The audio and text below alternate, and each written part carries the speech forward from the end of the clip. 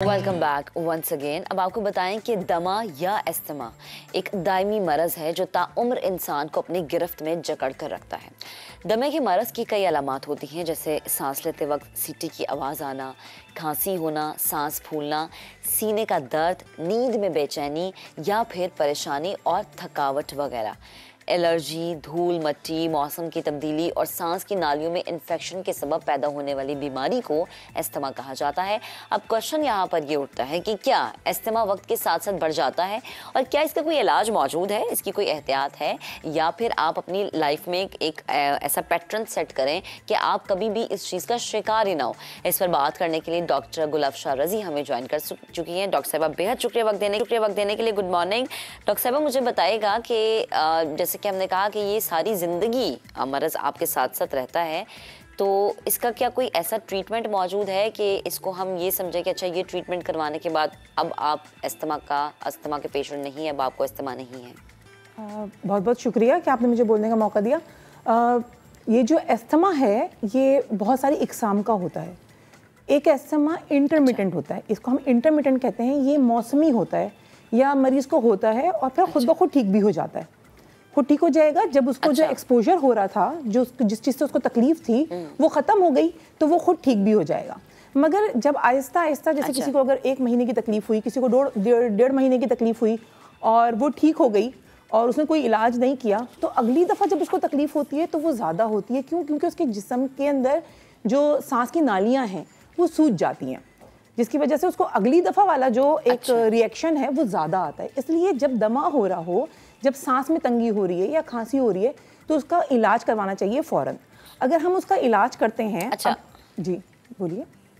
जी, अगर हम उसका इलाज करते हैं उस वक्त के लिए जिस वक्त उसको तकलीफ हुई, 1 महीने डेढ़ महीने की भी, तो एक तो नेक्स्ट टाइम वो उतनी ही तकलीफ का शिकार होगा अगर हुआ तो, और दूसरे अंदर से बिल्कुल हेल्दी होगा। और ये जो दमा है ये बेशक सारी ज़िंदगी रहता है, लेकिन ये एक्सपोजर डिपेंडेंट होता है मोस्ट ऑफ द टाइम, अक्सर औकात। तो अगर आप इलाका चेंज कर लेते हैं या वो धूल मिट्टी या वो धुआं या बारिश या ओस, इन चीज़ों से आपका एक्सपोजर बच जाता है तो फिर आपको नहीं भी होता।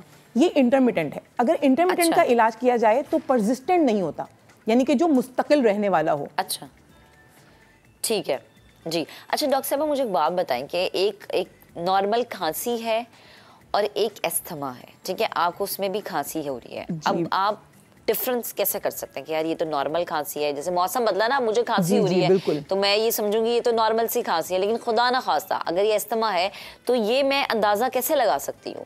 देखिए, खांसी और सांस का फूलना, ये 4-5 अलामात ऐसी आती हैं जो कि फेफड़े से मुताल्लिक होती हैं।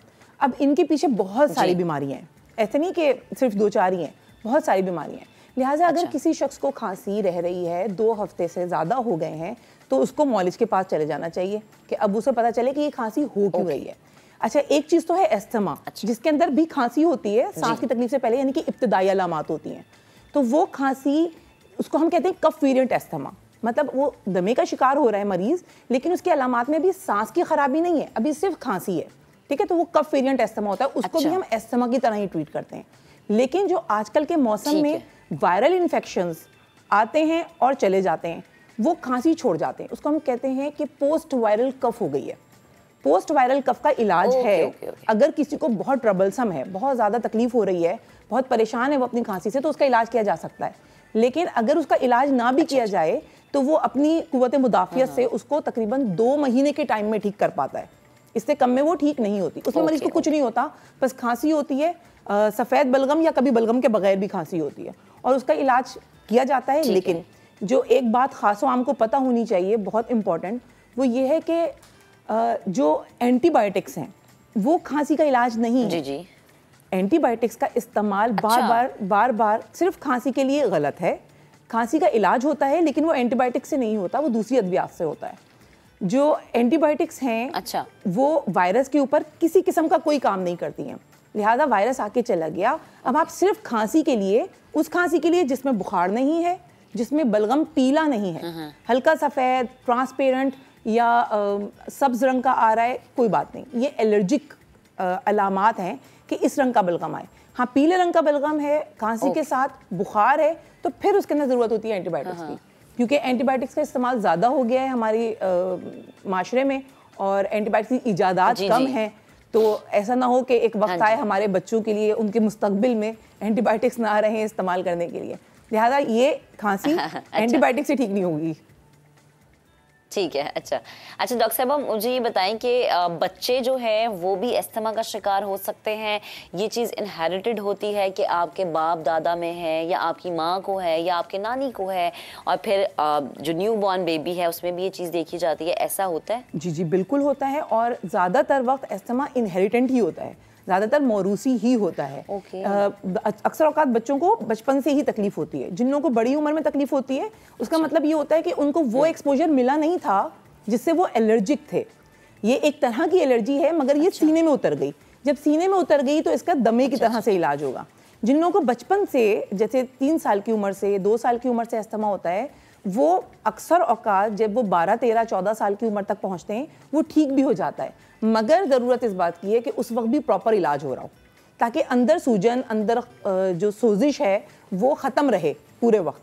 तो बच्चा जैसे जैसे बड़ा होता है। तो डॉक्टर साहब, कतई कलामी की माजरत, मुझे ये बताएं कि 2 या 3 साल के बच्चे को अगर अस्थमा है तो माँ को कैसे पता चलेगा कि ये अस्थमा है, ये नॉर्मल खांसी है? मतलब वही प्रोसीजर कि 2-3 हफ्ते से ज़्यादा अगर खांसी है तो उसको डॉक्टर के पास ले जाएं? बिल्कुल, एक तो 2-3 हफ्ते से ज़्यादा की खांसी है तो उसे डॉक्टर के पास लेकर जाना है। दूसरे, सीने में आवाज़ सुनी जाती है। जब हम आवाज़ सुनते हैं सीने में तो हमें पता चलता है कि इसमें सीटी की आवाज़, जिसे हम अपनी टर्मिनोलॉजी में वीजिंग कहते हैं, वीजिंग आ रही है। तो जब किसी को वीजिंग आ रही होती है तो अगर बच्चा बहुत छोटा होता है तो उसे हम नेबुलाइजर की एक डोज बताते हैं कि वो ऑब्वियसली इन्हेलर नहीं ले सकता, और अगर वो थोड़ा समझदार बच्चा होता है तो वो इन्हेलर भी लेता है। इन्हेलर लेते हुए बच्चे की खांसी मुकम्मल तौर पर ठीक हो जाती है और उसको सांस की कोई तकलीफ नहीं होती। अगर यहाँ पे ट्रीट नहीं करेंगे, अगर यहाँ पे इलाज शुरू नहीं होगा तो आहिस्ता आहिस्ता बढ़ती जाएगी, और फिर वो जो एक हमारी ख्वाहिश है कि 13-14 साल की उम्र में इसका अस्थमा मुकम्मल तौर पे ठीक हो जाए, वो ठीक भी नहीं हो पाएगा उस तरीके से।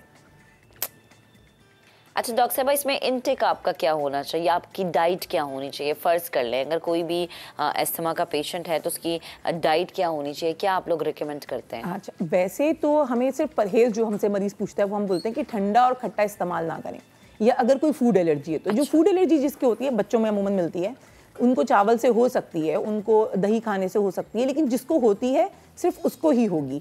ऐसा नहीं है कि आप ये परहेज़ करेंगे तो आपका अस्थमा ठीक हो जाएगा, आप दही छोड़ देंगे, आप दूध छोड़ देंगे, आप चावल छोड़ देंगे तो आपका अस्थमा ठीक हो जाएगा, ये बात नहीं है। अगर किसी को फूड एलर्जी है तो वो ख़ास तौर पे बताता है कि ये चीज़ खाई थी मैंने, जैसे कुछ लोग मूंगफली से भी एलर्जी होते हैं, ये चीज़ खाई थी मैंने तो इस वजह से मुझे ये तकलीफ होना शुरू हो गई विदिन 3 to 4 आवर्स, 3 से 4 घंटे के दौरान। तो वो तो चलें फूड एलर्जी है, उसके तो हम कुछ नहीं कह सकते। लेकिन अगर हम बच्चों की बात करें, इवन एडल्ट्स के अंदर भी दमे के अंदर बहुत अच्छा रोल है सी फूड का। अगर आप सी फूड का इस्तेमाल करते हैं, मछली का इस्तेमाल करते हैं, प्रॉन्स का, झींगों का इस्तेमाल करते हैं, तो इसके अंदर कुछ ऐसे एलिमेंट्स होते हैं, कुछ ऐसे फार्मूलाज होते हैं कि जो आपको बहुत बेनिफिट देते हैं, आपके रिस्पायरेटरी एपिथेलियम को बहुत फ़ायदा होता है। तो ये कि बच्चों में ये ज़रूर करना चाहिए कि उनकी क्योंकि वो क्योर की उम्र में, अब वो उनको बेशक हम ट्रीट कर रहे हैं मगर वो क्योर भी हो जाएंगे, कंप्लीट क्योर हो जाएंगे, उनको आगे अस्थमा की प्रॉब्लम नहीं रहेगी। और ये बहुत इंपॉर्टेंट है कि उनको आगे प्रॉब्लम ना रहे, तो ये कि उनको मछली का इस्तेमाल ज़रूर करना चाहिए। ठीक। अच्छा डॉक्टर साहब, ये तो सी फूड आपने कहा ना, और मैं ये चाहती हूँ ज़रा वेजिटेबल और फ्रूट्स के हवाले से भी आप थोड़ा गाइड करते हैं, क्योंकि ज़ाहिर है बच्चों की ग्रोइंग एज होती है, इवन बच्चे भी नहीं बड़े भी हो तो हम ये कहते हैं कि जो फ्रूट्स, सीजनल फ्रूट है तो बड़ा ज़रूरी है खाना। बिल्कुल खाएं, तो उस हवाले से भी मैं चाहती हूँ आप थोड़ा गाइड करें। अल्लाह ताला ने सीजनल फ्रूट निकाले ही इसलिए हैं कि उसके अंदर वो वाइटामिन हैं जो उस वक्त की ज़रूरत हैं। जैसे कुछ लोग जो है ना माल्टे का और कीनू का ही परहेज़ शुरू कर देते हैं कि जी खांसी हो रही है। नहीं, खट्टा बेशक ना खाएं, खट्टे से अस्थमा या दमा तो नहीं होगा मगर गले में खराश हो जाएगी। तो वो गले में खराश अलग चीज़ है जो खट्टा खाने से हो गई, उससे आप थोड़ा सा परेशान हुए या जैसे कहें चाहिए वायरल इन्फेक्शन कोई दोबारा कैच कर लिया, वो बातें अपनी जगह। लेकिन इसमें विटामिन सी है और विटामिन सी का बहुत अच्छा रोल है कि वो आपके एपिथेलियम की रिकवरी करता है। कोई उसमें सोजिश होती है उसको उतारता है, कोई उसमें वूंड होता है उसको हील करता है। तो विटामिन सी को छोड़ने की या मौसमी फल को छोड़ने की बिल्कुल कोई ज़रूरत नहीं है। फल का इस्तेमाल दिन में करना चाहिए। ये एक जैसे कहना चाहिए फूड कोड भी है ना, जो आप मील लेते हैं उसका एक कोड भी होता है कि आप दोपहर के वक्त फल का इस्तेमाल करते हैं, रात के वक्त आप मीठे का इस्तेमाल करते हैं। तो ये कि दिन में लें फल, दिन में दूध लें, दिन में दही लें, ताकि आपको रात को गले में खराश या बेचैनी की शिकायत ना हो और आपकी रात ख़राब ना हो। लेकिन इन तमाम चीज़ों में से किसी ख़ास परहेज़ की ज़रूरत नहीं होती। आपको हर फल लेना चाहिए, उसके अपने फ़वाइद हैं और वो फ़वाइद आपको मिलने चाहिए। ठीक। अच्छा डॉक्टर साहबा, आपके पास तो बहुत सारे पेशेंट्स आते होंगे, आपने क्या देखा है कि गुज़श्ता कई सालों में ये मरज़ बढ़ा है? क्या आप इसको रेट करेंगी कि 10 में से कितने % लोग हैं इस वक्त जो कि इस मरज़ का शिकार हैं? बेशक जितने पेशेंट्स हम सोच रहे हैं उससे ज़्यादा हैं, क्योंकि बहुत सारे मरीज़ जो है कहवे पी के या दूसरे तरीक़ा इलाज से अपने आप को ठीक रख रहे होते हैं। ये इसमें बहुत ज़्यादा रोल है हमारी पोल्यूशन का। हमारे दरख्तों की कमी है, मौसम अच्छा नहीं है, एहतियात नहीं है, पोल्यूशन, धुआं, धूल, ये सब कुछ बहुत ज़्यादा है। हर दूसरी जगह पे कंस्ट्रक्शन हो रही है, वहाँ पे मिट्टी उड़ती है, उसी के अंदर लोग जो है सफ़र कर रहे होते हैं। तो बहरहाल इससे बहुत ज़्यादा इजाफा हुआ है अस्थमा के अंदर। लेकिन हाँ, ट्रीटमेंट लेने से मरीज़ ठीक हो जाता है। हाँ, अच्छा, ठीक है, ठीक। अच्छा डॉक्टर साहबा, इसमें जो इन्हेलर होता है, जैसे आप भी बता रही थी ना कि हम ज़ाहिरी सी बात है कि बच्चों को तो हम वो नहीं दे सकते ना, बच्चों के लिए तो डिफरेंट प्रोसीजर्स हैं, जो बड़े हैं वो तो यूज़ करते हैं। वो कितना इफेक्टिव है? कहते हैं जी कि आदत पड़ जाती है आपको अगर आप एक दफ़ा यूज़ करना शुरू कर दें तो। ये असल में जो है ना एक मिसकॉन्सेप्शंस हैं। ये पहले इंसुलिन के लिए भी हुआ करते थे, अब इंसुलिन के लिए थोड़े मामलात अच्छे हो गए कि जो है लोग समझने लगे हैं। इस तरह लोग इन्हेलर्स के मुतालिक भी समझने लगे हैं कि इन्हेलर के अंदर फार्मूले हैं, जैसे गोलियों में होते हैं, जैसे शरबतों में होते हैं, फार्मूले हैं, दवाइयाँ हैं वो, और वो लोकल है। जैसे कहें कि आपके हाथ में कोई दांत बनता है तो आप उस पर क्रीम लगाते हैं ना, वो आपके खून में नहीं जाता। जी जी। इसी तरह जो इन्हेलर है, जब उसको आप लेते हैं तो वो फेफड़े में जाता है, एयरवेज पे काम करता है, और टोटल डोज में से बहुत मिनिमम डोज उसकी एब्जॉर्ब होती है खून में। यही वजह है कि उसमें जो फार्मूलाज हैं, अगर आप उनकी गोलियां इस्तेमाल करते हैं, उनके शरबत इस्तेमाल करते हैं, तो आपको बहुत ज़्यादा साइड इफ़ेक्ट्स होते हैं। लेकिन आप इन्हेलर इस्तेमाल करते हैं तो आपको कोई ख़ास साइड इफ़ेक्ट्स नहीं होते। अच्छा, आदत नहीं बन जाती, बिल्कुल आदत नहीं बन जाती। जिन लोगों को इंटरमिटेंट अस्थमा है, उनको तो 1.5 महीने 2 महीने के बाद इन्हेलर बंद करवा देते हैं। तो जब इन्हेलर बंद करवा देते हैं वो उसके बाद इन्हेलर फ्री रहते हैं, बल्कि पूरी मुकम्मल तौर पे ड्रग फ्री रहते हैं बाकी पूरा साल। लेकिन वो इंटरमिटेंट अस्थमा है। अब अगर कोई परसिस्टेंट अस्थमा में लैंड कर ही गया है, अब अगर कोई परसिस्टेंट अस्थमा का मरीज है, तो उसको तो इन्हेलर पूरे वक्त चलेगा। और क्यों चलेगा? क्योंकि उसको अच्छा सांस चाहिए, जो उसका हक है, तो उसको पूरे वक्त इन्हेलर लेना चाहिए।